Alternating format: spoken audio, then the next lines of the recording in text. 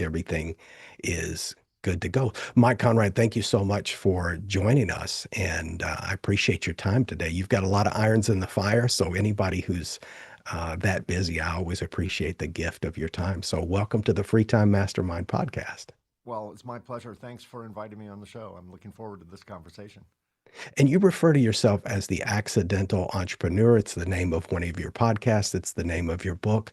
I would say, doing the research for this episode, I would say your path to entrepreneurship was basically inevitable, but we'll get into that. I wanted to say, too, that personally, as a child of the 80s, I grew up in this kind of hubris version of marketing where there's, and I think you referred to it in another interview as chest beating. And I don't like that type of marketing. And apparently it doesn't resonate with you either.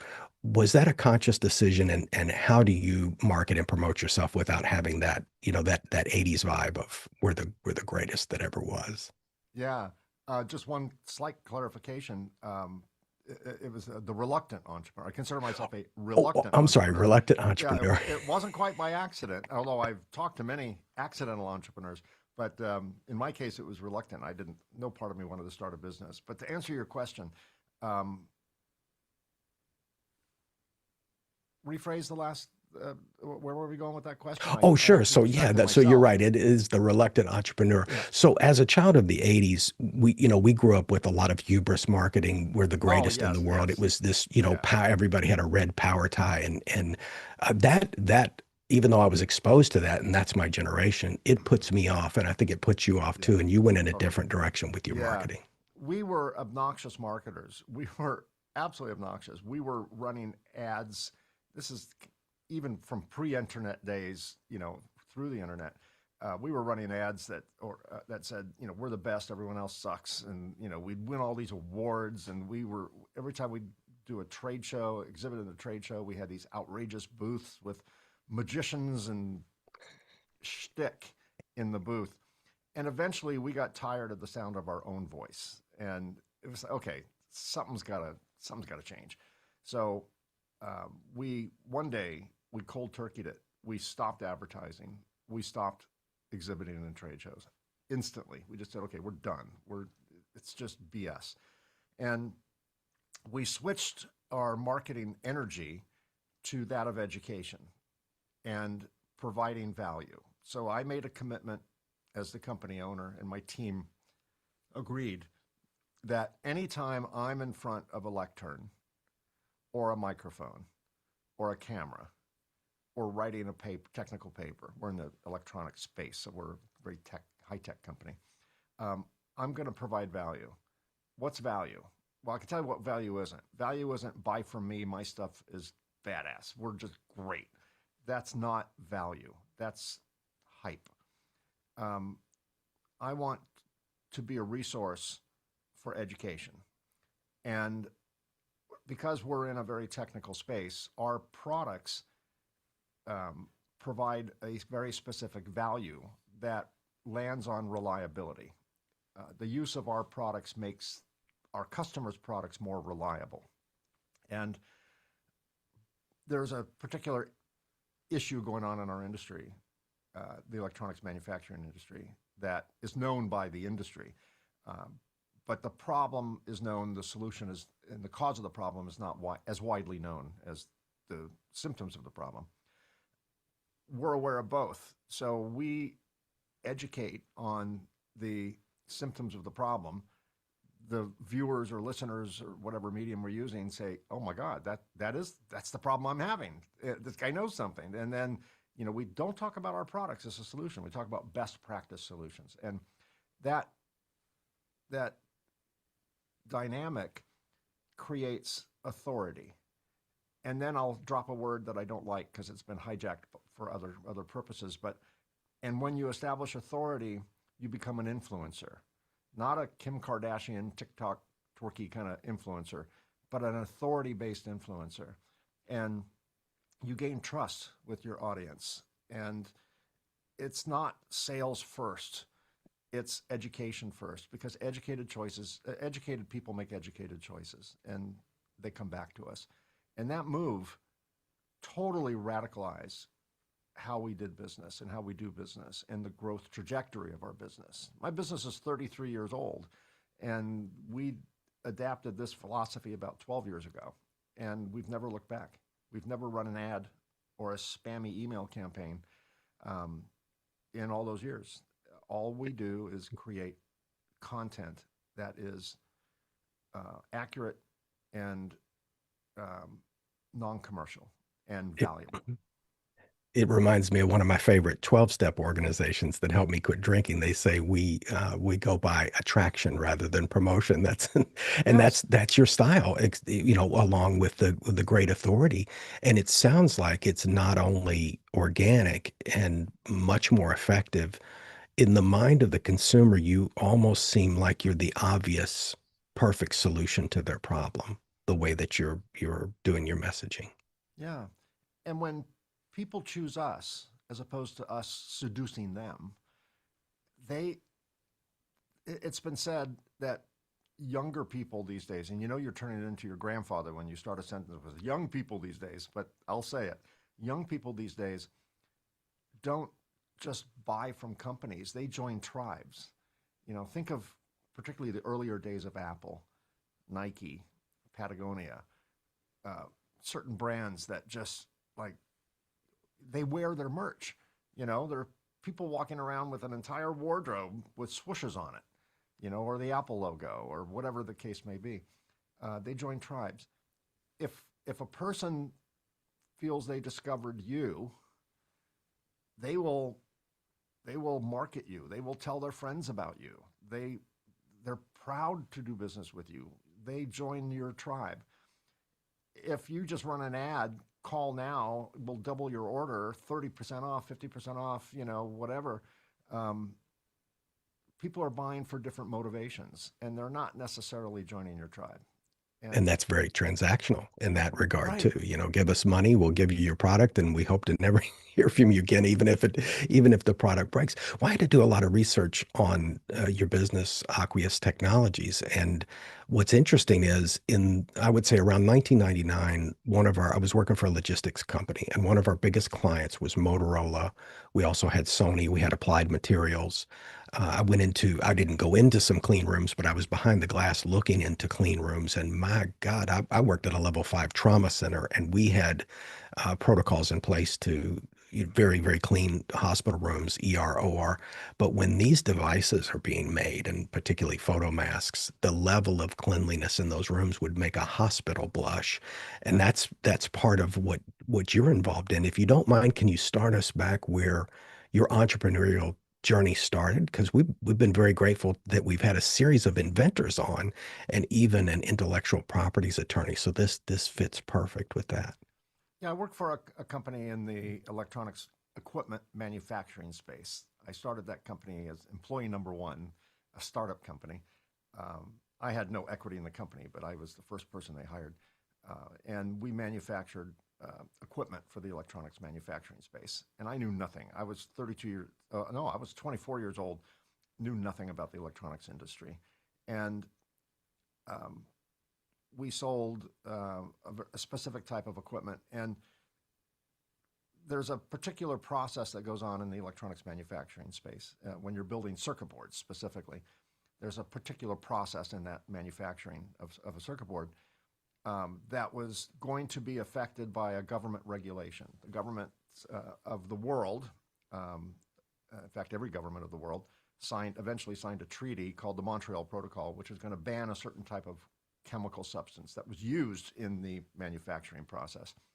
And it would be the equivalent of all the world banning oil, Oh, petroleum, wow. um, within 10 years. The world would freak out because we don't have a substitute for that can scale like petroleum can. And that's how impactful it was. So the industry freaked out. And all these alternate solvents were being discussed, but no one came up with one that actually worked as well as the original offending solvent. So I had this simple idea, like, why don't we create a technology that doesn't rely on that kind of solvent at all, but it uses a whole different approach. Let's just kind of rewrite the rules. And I came up with an idea and I was pretty excited about it. And I pitched it to my boss and they weren't interested. And I couldn't sleep. I went to bed thinking about that idea. I woke up in the morning thinking about that idea. I spent all day thinking about that idea and I was obsessed by it. So eventually I worked a deal where I would develop it in my own time out of my garage and take the risk and bring him a completed machine, and he liked it. And then I eventually sold him the rights to that equipment to build it. It was their machine. And then I had an idea for the next level of equipment that would make it even more environmentally responsible. And I pitched it at a meeting. They had a product design meeting to talk about what products are we coming out with next. And I thought, I'm going to be carried in on a chariot. I'm going to be fanned with grape leaves. Mike saved the company. The company they're selling a ton of these machines, which they were. I'm like, I'm the king. And I pitched the idea, and another person pitched their idea. And their idea I thought was stupid. My idea I thought was the best idea of all ideas. And then my boss looked at me and said, "We're gonna go with the other idea." And I said my boss's name, and I said, "I think you're making a mistake." Then he said one word that started my company. And it's a long answer to your short question. What started my company? One word. It was 4 letters long, and it began with F. And it wasn't that word. I said, "I think you're making a mistake." And he looked at me and he went, "Fine. I don't care. We're not doing it." Fine started my company. Fine was dismissive. Fine was like, it was the ultimate F bomb, right? Fine. And in that nanosecond, I started my company here. And it took about 9 months before I developed a working prototype, a proof of concept, and in my garage.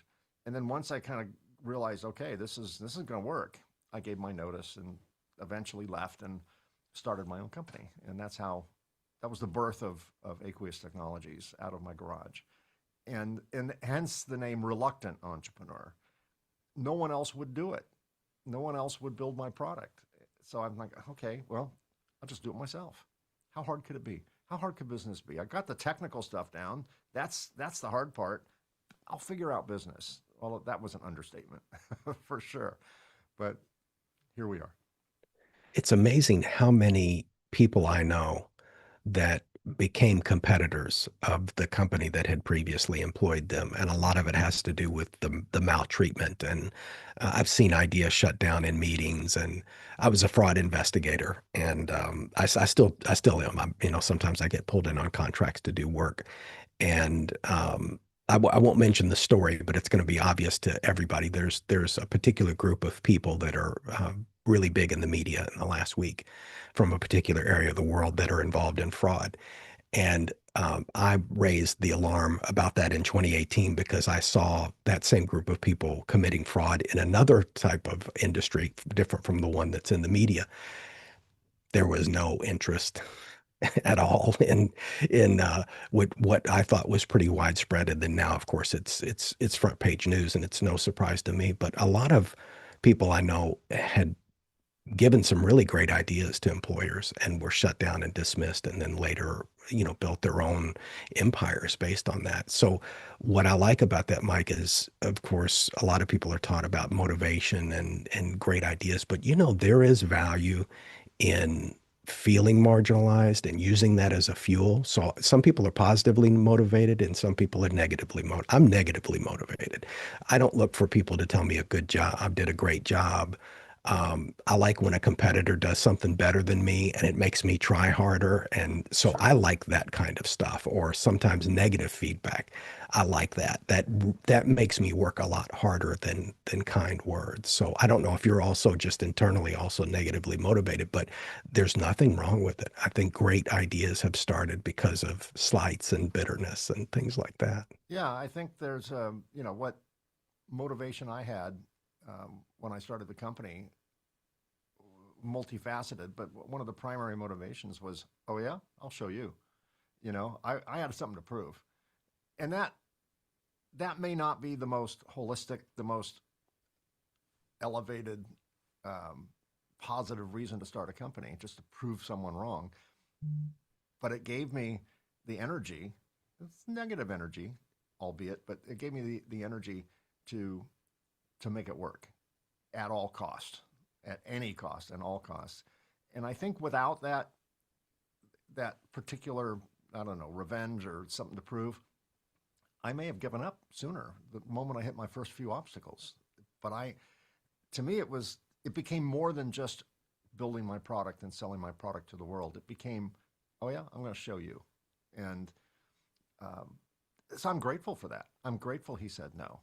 If he had said, well, no, you're a great engineer, Mike. You design some good stuff. Thank you so much. But I just don't want to do it. But why don't you go do it yourself? I don't think I would have, you and I would be talking today, at least not on this subject, because I would have Yeah. hit my first 100 block walls and said, okay, I'm out.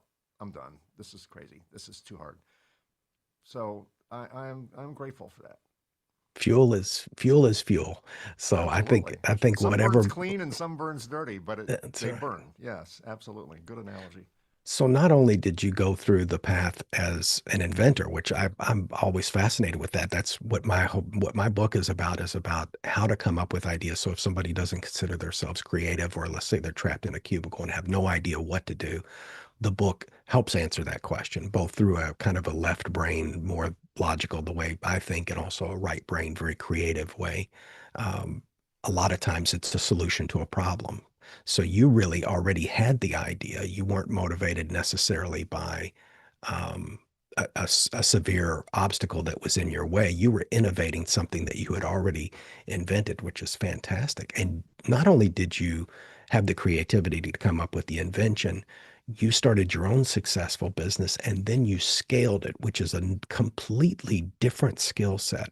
And now, from what I understand, you've got 20,000 square feet. So, how do you go from garage to 20,000 square feet? If you had to give advice to somebody starting out at 24, what's the secret to scale? Well, let me tell you what it isn't. It's easier for me to start there. Scale is different than growth.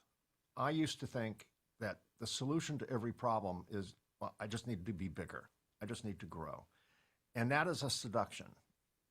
Rapid growth is a luxury most small businesses can't afford, particularly in manufacturing. Because for me to, if I said next year I want to grow 20%, and I set that as a goal, I'll grow 20%. It won't be profitable 20%, but I'll grow 20%. But to grow 20% profitably, I need to invest 150% more money because I have to buy more infrastructure. I have to buy more inventory. I have to hire more employees. I need more space.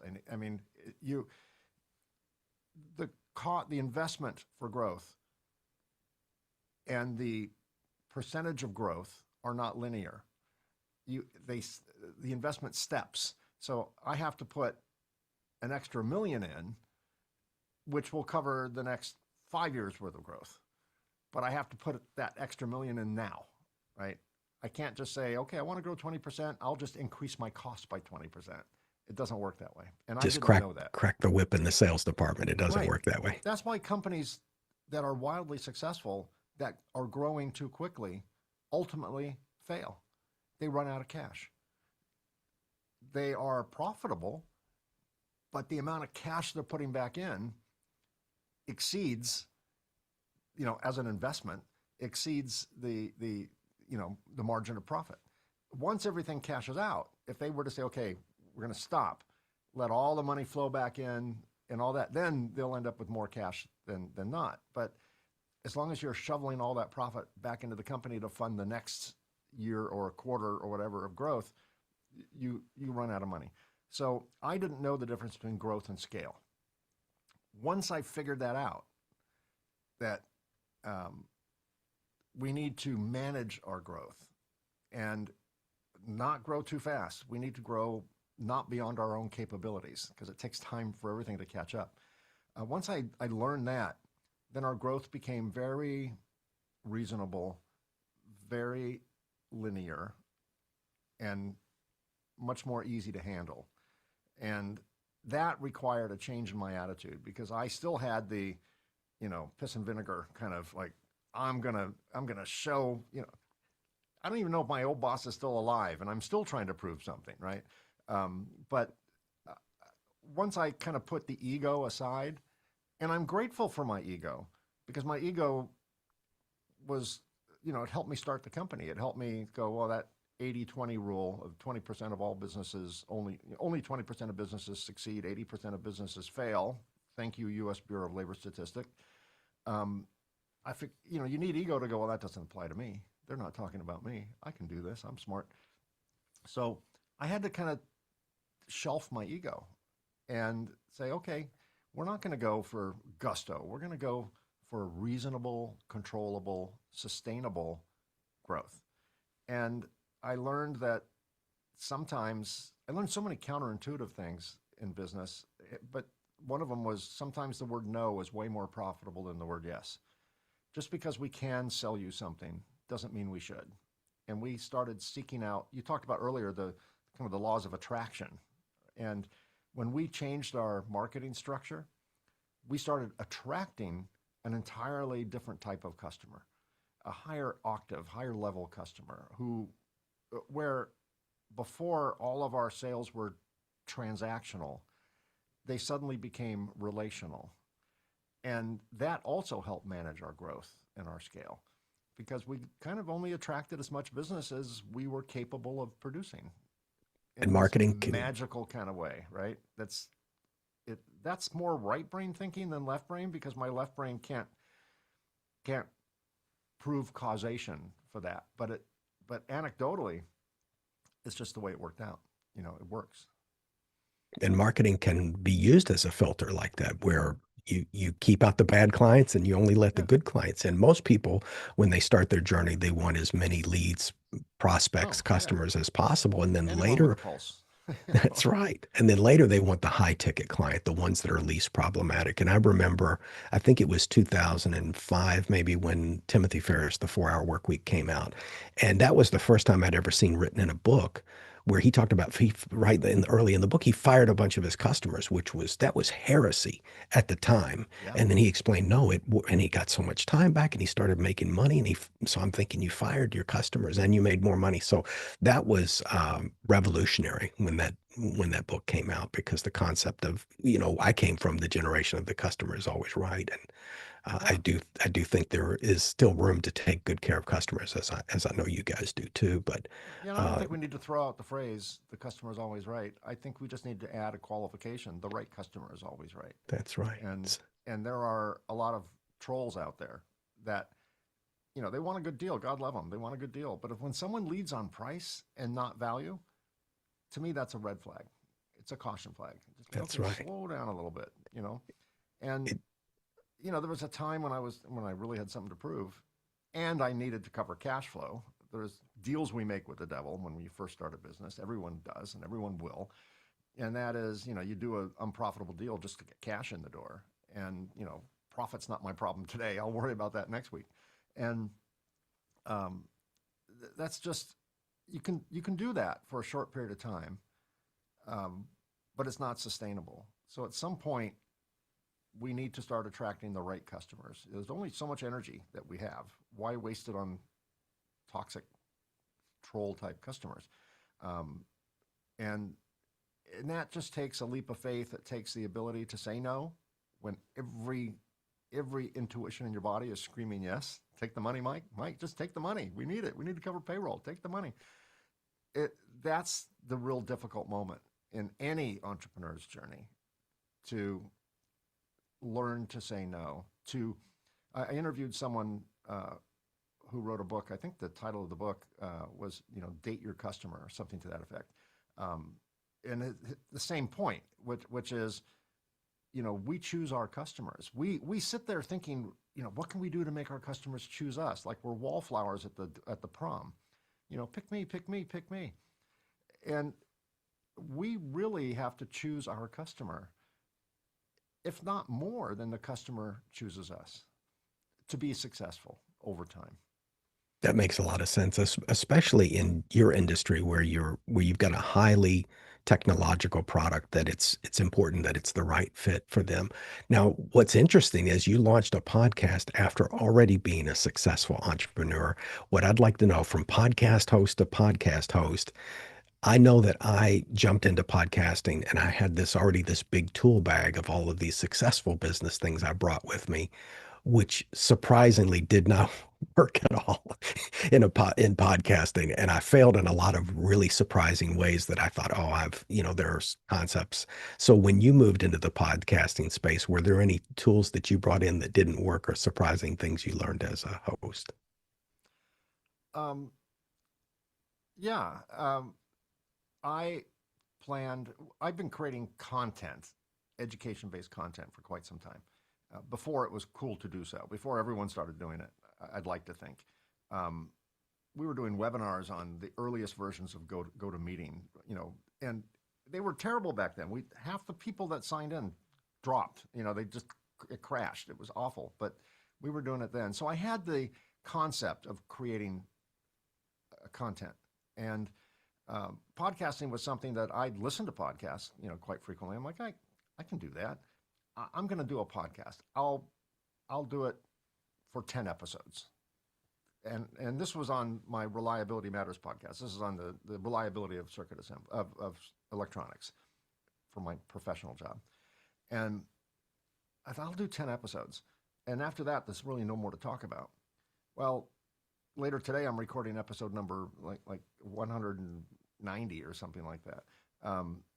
It's been going on for some time, so that surprised me that there's duration. The other thing that surprised me is the time it takes to gain any amount of measurable traction. Think about it, and you've gone through this. You do an episode number 1. You're looking into a camera, talking to nobody. There is no one there because there's no traction for it. So, and then maybe by the episode 5 or 10, other than maybe your friends and family, you're talking to 3 people, 3 subs. And that surprised me. I thought I'm going to do a podcast, I'll get a few thousand people watching, and then I'll go on to something else. Not the way it works. If you're going to do a podcast, it takes stamina, perseverance, and patience. And then one day you look at your numbers and you're like, oh my God, where'd they come from, right? And it eventually grows, just like a snowball. It just slowly, as it rolls, gets a little bigger and bigger and bigger, and then the rate of it getting bigger expands as the circumference expands. So that was a surprise to me. I had to learn a few tech things because I wasn't going on the air. I wasn't looking into teleprompters before that experience. So I had to learn some tech stuff, and I got really frustrated because I'd go on YouTube to search audio levels and things like that and equalization and all that stuff that I wasn't totally familiar with. And I ended up being taught by like 12-year-olds, from other countries. And as soon as I saw some kid, I'm like, oh, no, next, I want someone that looks like me and my age, teaching me. It turned out people my age didn't know anything about it. So I went back and I had to drop all my pride and get taught by children, how to do some tech stuff that they just grew up knowing, right? So that was a little surprising. But other than that, it's been a great journey. I have 2 shows now, one on entrepreneurship, which is so fun. I get to talk to people like you, and we get to shoot the breeze on entrepreneurship and foxhole stories and all that kind of stuff that our civilian friends who aren't in business aren't real interested in talking about. So put a bunch of entrepreneurs in a room and we can talk. So I enjoy that. And the Reluctant Entrepreneur podcast also became the Reluctant Entrepreneur, the book. So, what Yeah. was the genesis of that? When did you say, I've got enough for a book here? Well, I did the book first before the podcast, and I started speaking on university circuits on the subject of entrepreneurship to engineering students. And as I spoke every year, I would start remembering more anecdotes from my company journey and my business journey, my entrepreneurial journey. And I would start to write them down just so that I could remember and throw them into the PowerPoint, right? And then I started writing down these, bullet point type anecdotes of stories. And then I started writing narratives between them just for my own edification.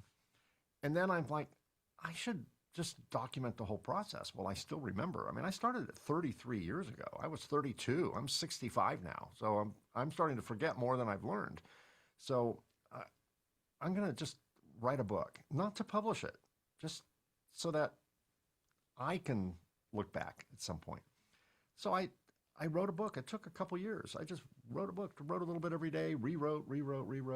And then eventually I showed it to a friend and he's like, you should publish this. I'm like, well, why? For what? What purpose? What am I trying to do? And then I was convinced by family and friends to publish it, which I did. And, um, and that led to the podcast of the same name, The Reluctant Entrepreneur.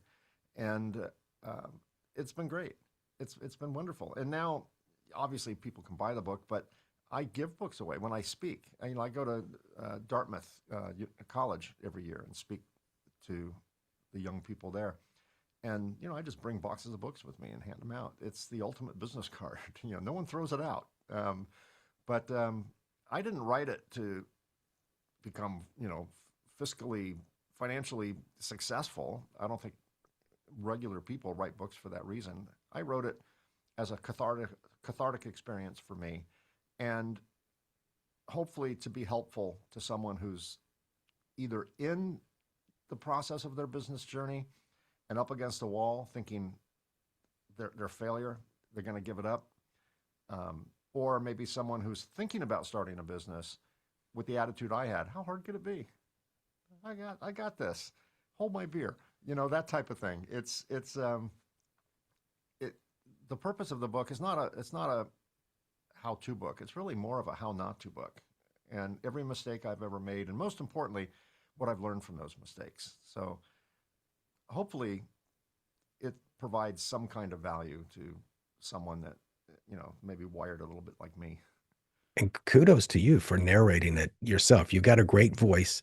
I did get to listen to the sample that's available on Audible. I'm a big fan of audiobooks, and I'm definitely going to get your book. Had I had a little bit more foresight, I would have listened to it before. But obviously, that would make a great follow-up episode where I can talk about the Sure. book. But the narration is fantastic. That's something Thank you. that a friend of mine, Robert Lane, who's an audiobook coach, he encourages people to use their own voice because, a matter of fact, I was about to buy an Ethan Hawke book a couple of days ago, and Ethan Hawke, who's got a great presentation, he's a Academy Award winning actor. He had somebody else narrate his book, and I Yeah, thought, I also love audiobooks, and I'm always discouraged when it's a voice actor. Not that oh, the voice yeah, actor doesn't do a good job, but to me, it's far less authentic. I'd rather listen to a poorer quality voice that's the actual author, because then, like, if you listen someday to my book, there are sentences and paragraphs in the book where I get a little bit more animated because it's still touching something in me, right? But a voice actor wouldn't know what areas are sensitive or hot button topics to the author. They're going to read everything in, the same type of tone, intensity, and pacing, cadence, all that stuff. So, um, I, I, I would much prefer people, if they do an audiobook, which I recommend people do, um, consider voicing it yourself. That is a commitment because it's a long process. And um, Audible and Amazon have very, very narrow rules on audio settings and all the EQ stuff and compression and all the stuff that I had to learn. It has to be within certain limits, and you spike out of one limit and the whole file's rejected and you got to start over. So uh, it's I love a challenge. I love a tech challenge. So to me, that was fun. Bring out the 12-year-old boys again and girls and teach me how to do this stuff. And I was fortunate that when I submitted the audio files, it was approved the first time. And I oh, read that it's fantastic, almost yeah. never approved the first time. And they'll tell you everything that you need to change. So just do it, knowing it'll be rejected, and it'll give you a cheat sheet. But I was like, one for me. I got That's it the first time. fantastic. Yeah. I ran a project recording studio in the late 90s, and I still hired a professional to do the sweetening and editing Yeah. because I wanted a first time pass through Audible, which is that goes through ACX Yes, for that's right. Audible, Yeah. and it passed. But again, um, I think editing anything takes my joy. I like the creative process. I like the delivery. I like doing the performance, but the editing is not my strength. And Oh, the weight that lifted, not having to be involved in listening to myself hundreds of because I'm not in love with my voice at all. No one is in But love with their voice. Yeah, our voices to ourselves are cringeworthy. To others, they're normal. But when I listen to myself a lot because I edit my own work, and yeah, it's still. I mean, it's better today than it was earlier on, but it's still an element of cringe in there when I hear my own voice. do you have any tips for podcasters out there? Because you've got a lot of experience with these now too, podcasts. Anything you want to share with them if they're getting started? Obviously, it's a long game. It's definitely a game of endurance. You're going to have to put a lot of videos out there. But any other tips? Yeah, be patient. The number one, number one, number two, and number three tip are be patient. Right? They take all three slots. After that, um, I'm a huge fan of production value as as if not more important than content. So get that part right. And what I mean by that is you already have all of the tools that you need to create a good podcast, and from a production value standpoint. Your iPhone camera is in many cases way better than a DSLR that you'd buy for 8 times more money. Um, Invest in a decent USB or iPhone compatible or Android compatible microphone. If you have a laptop, that's even better. Get a decent webcam for $50 off Amazon. Um, any of those are better than the camera you have built in.